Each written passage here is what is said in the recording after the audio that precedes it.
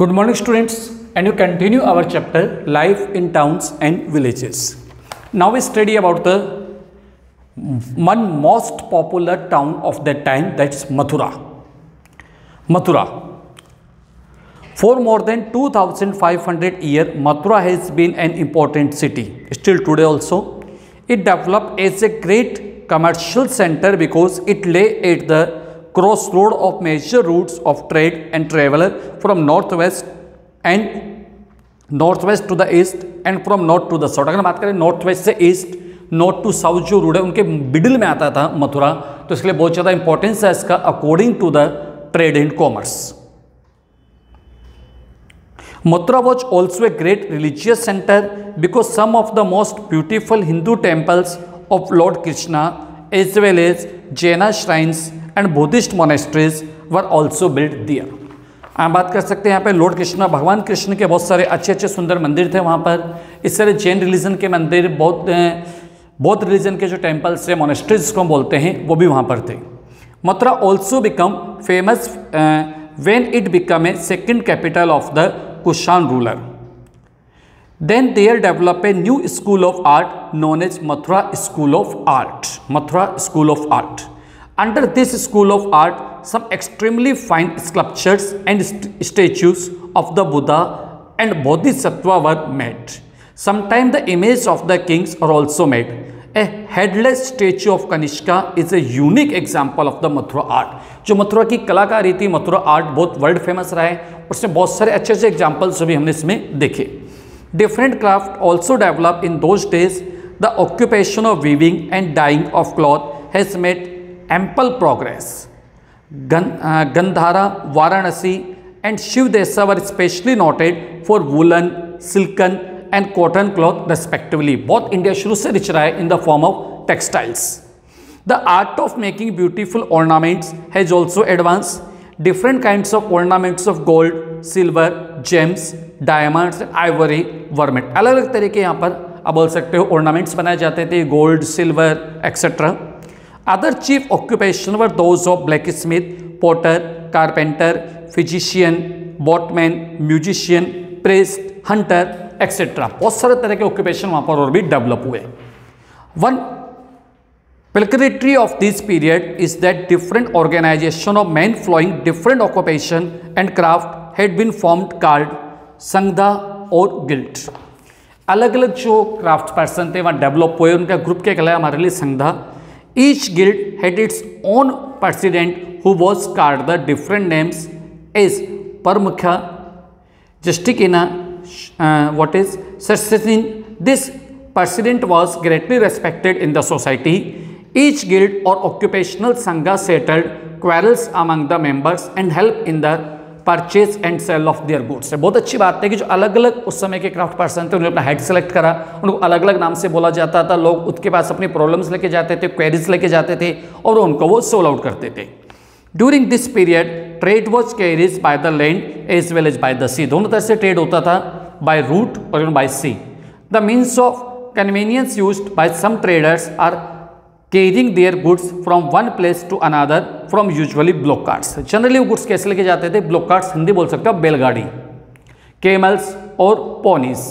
Such trader travellers in Karwaan in order to save from them thieves and dacoits on the way side. ये लोग group में चलते थे जाके खुद को सेव कर सकें, बचा सकें चोरों से, डाकुओं से जो रास्ते में उनको लूट लेते थे. The government often sent armed forces with such Karwaan for their protection. कभी कभी गवर्नमेंट भी अपनी आर्मी, उस समय की जो सेना थी उनको उनके कारवां के साथ में भेजती थी जिससे उनको सुरक्षित रखा जा सके. Trade with foreign countries was carried on both by sea and land routes. From the Buddhist literature, we come to know that at that time trade relations of India had been established with many foreign countries like Ceylon, Burma, Java, Sumatra, Malaysia, Arabia and several western countries. जो हमारे trade relation बहुत सारी countries से थे, इसको कुछ हमने नाम देखे जैसे सीलोन, बर्मा जो बाद में म्यांमार बन गया, Java, Sumatra etcetera. Generally cotton, woollen and silken cloth, blankets, carpets, medicines, essence, oils, manufactured ivory goods, pulse, gems, etc. were exported from India. Important ports of that time were Birgurchira, modern Bharuch, Suparaka, modern Supara, and Tambrapilli, Tamiluk, situated in West Bengal. इस समय के कुछ important places थे for trade. The traders too had organized themselves into trade guilds like arts and craft guilds. The wealthiest of all traders generally become the president of the trade guild and called श्रेष्ठा और सेठी. अब उसकी जो सबसे rich जो person होता था, उसका head बनता था, उसको मेनली क्या बोला जाता था? Sethi. Saint Thomas, an apostle of Christ, visited India in the 1st century AD. He set up a church in Malabar in 52 AD. तो फर्स्ट चर्च सेटअप हुआ इंडिया में मालाबार में 52 AD. और किसने सेटअप करा? Saint Thomas.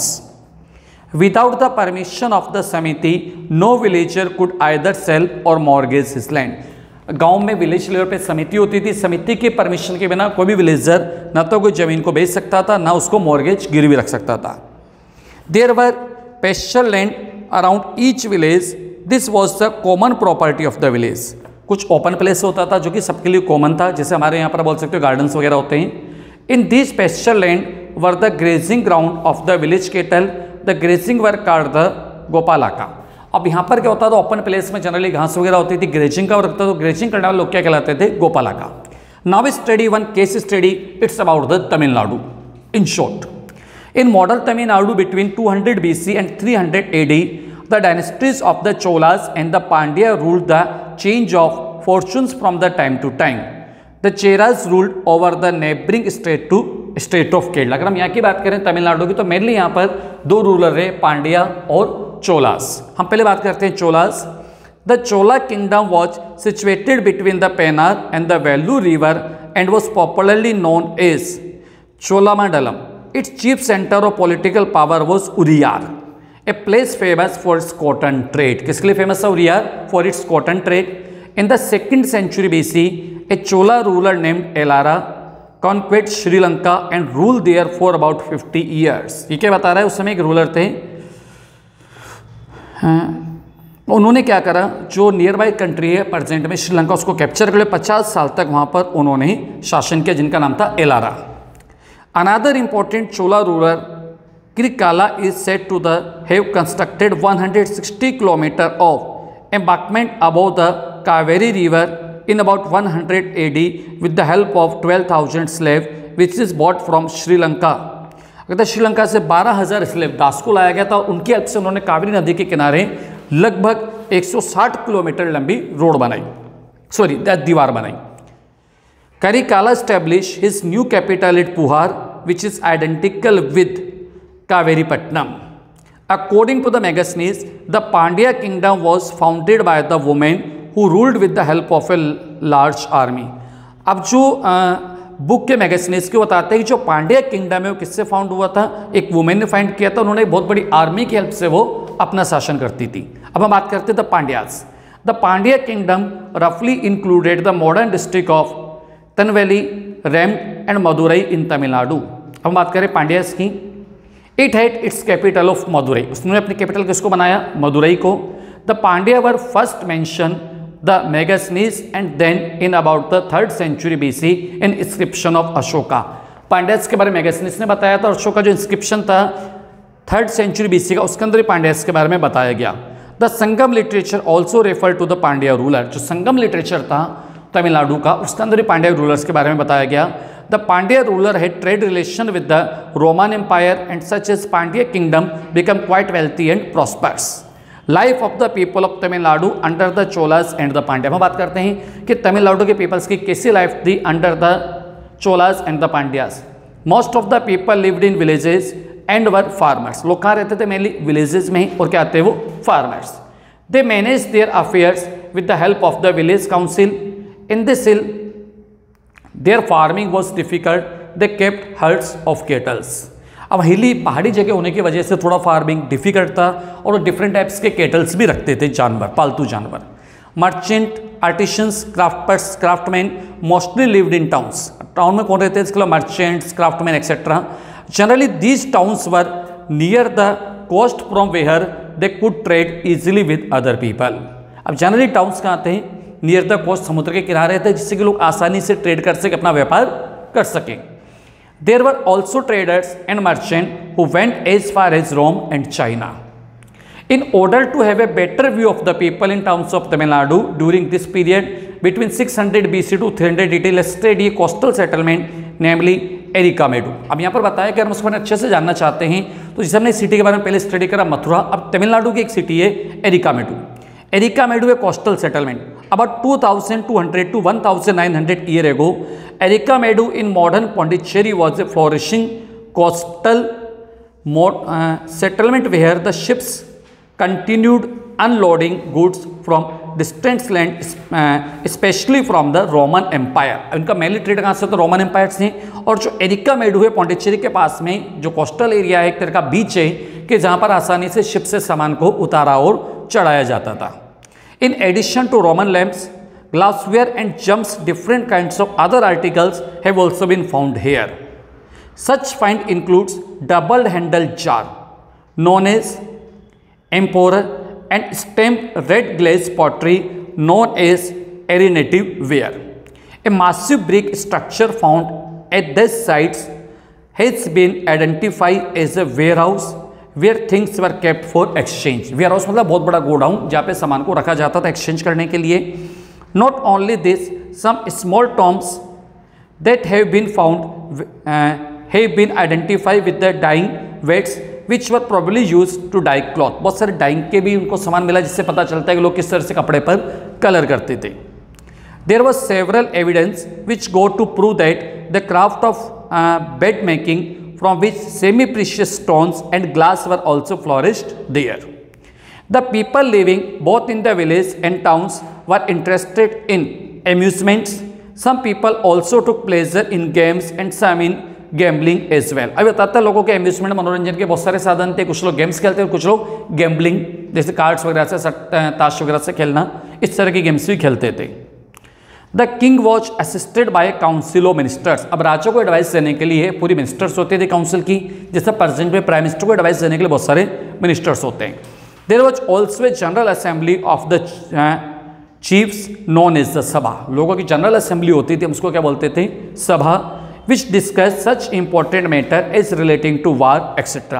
और बहुत समय के जो इंपॉर्टेंट मैटर, स्पेशली जो वार का मैटर होता था, उसको वहाँ पर डिस्कशन किया जाता था। The king collected taxes from all the people. राजा सब लोगों से टैक्स कर वसूल करता था। Merchant has to pay taxes when they took their goods from one place to another. जब व्यापारी एक जगह से दूसरी अपने गुड्स को लेकर के जाते थे, उनको टैक्स पे करना पड़ता था। The people mostly worship their old gods और हुम मुर्गुम। अब वहाँ के लोग क्या करते थे? मुर्गुम जो उनके ओल्ड गॉड हैं, उनकी वो पूजा करते थे। Was the supreme deity, he was a god of war. उनको क्या माना जाता था? युद्ध के देवता, god of war. They also worship their dead heroes who died in battle field. जो उनके बहादुर सैनिक थे या बहादुर जो लोग थे जिनकी युद्ध में डेथ हो जाती थी, वीरगति हो जाती थी, वो लोग उनकी भी पूजा करते थे। Lord Shiva, Vishnu and goddess Durga were also worship. Mainly किसकी पूजा करते थे? लॉर्ड शिवा भगवान शिव की, भगवान विष्णु की और माँ दुर्गा की पूजा भी वो लोग करते थे। The Buddhist and the Jain beliefs were also spreading. वहाँ पर बुद्धिस्ट और जैन बिलीफ्स भी हमारे धीरे धीरे वहाँ पर डेवलप हो रहा था, उसका विकास हो रहा था।